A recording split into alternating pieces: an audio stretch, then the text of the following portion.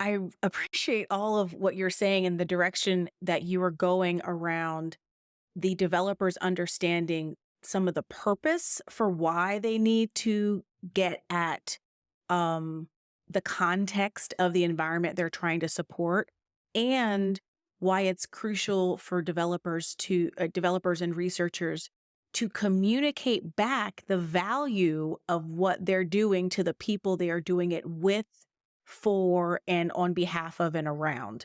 And that takes us to this place of, you know, when we're thinking about this as from the perspective of a developer, of a researcher, where do you start in trying to gain this buy-in for transforming programs and practices? Like, where do you begin, Suzanne? Yeah, you can tell I'm ready I'm chomping at the bit, right? I think you begin in schools and classrooms. You begin by listening. One of the biggest mistakes is for developers to develop solutions to problems that teachers don't feel like they have.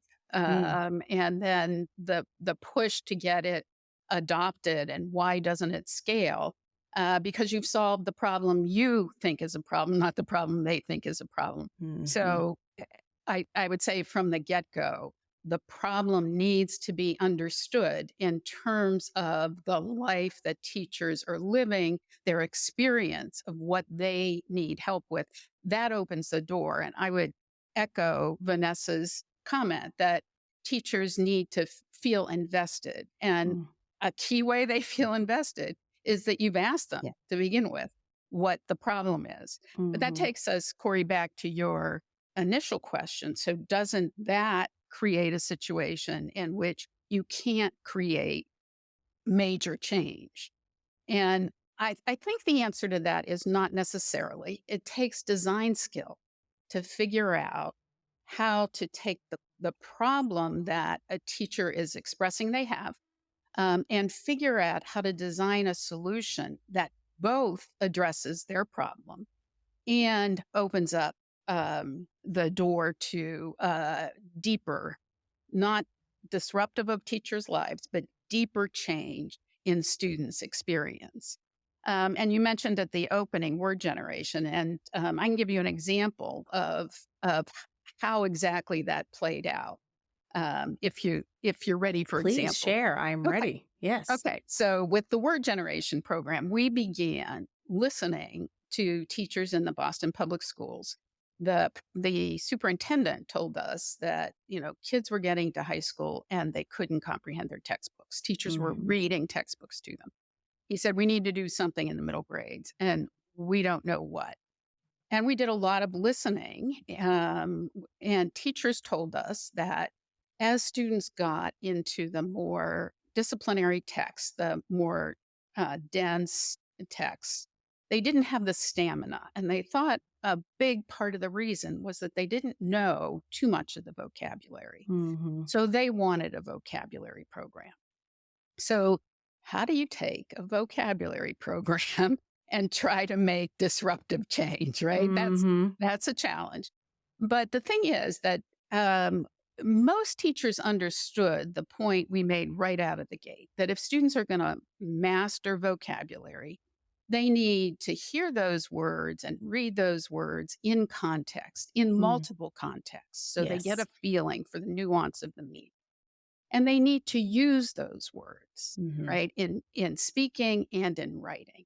Yes. So what if you take the context for using those words, create a passage that has a controversial topic at its center, and you present at least two sides of the topic with evidence or arguments to support both. So then the question has no right answer. So disruption one. The teacher can't tell the student the right answer because there isn't a right answer. Students get to decide, using their own critical reasoning skills, what position they take. Disruption two, students' voice matters. And then in making arguments, students have a different experience of themselves. Mhm. You see, I remember so clearly going into a Boston classroom and a young man who came in and slumped down on his desk and put his head down. And it was like, you knew the last thing he wanted was to be in school, right? Right. But the question was, how much should we get to know about candidates running for office?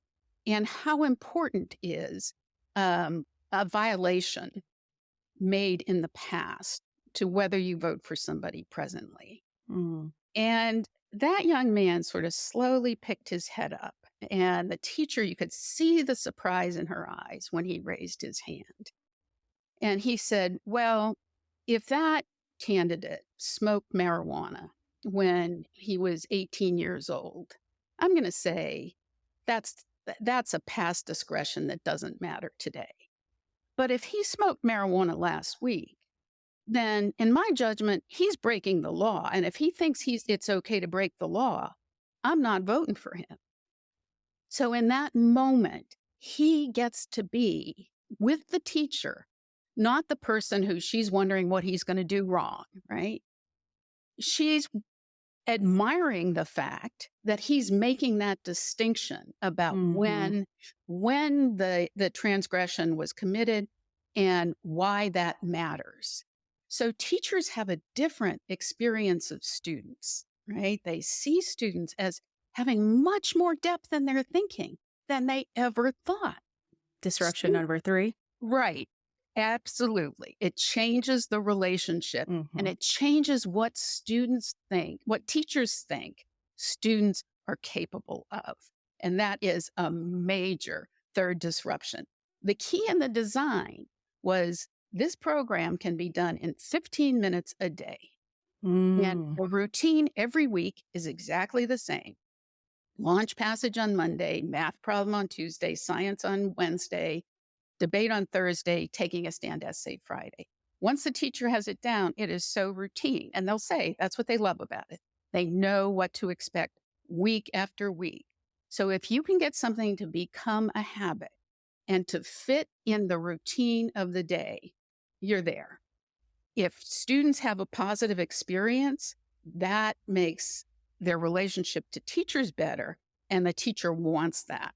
So it's a major disruption. It's a minor change in the teacher's day.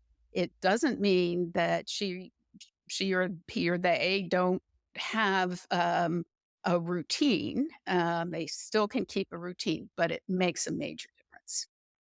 That is a really excellent concrete example, not only of like the critical importance of centering equity around design and the importance of centering the need of the person who's going to be implementing the Yeah. solution first, but also how there are very critical places where disruptions are taking place that are intentional, Mhm. right? These disruptions did not happen by accident. They were intentionally integrated into the design Mhm. of a lesson that could take place in 15 minutes Right. and Without disrupting the without teacher's life, disrupting the right? teacher's life and rhythm. Yeah. Yes.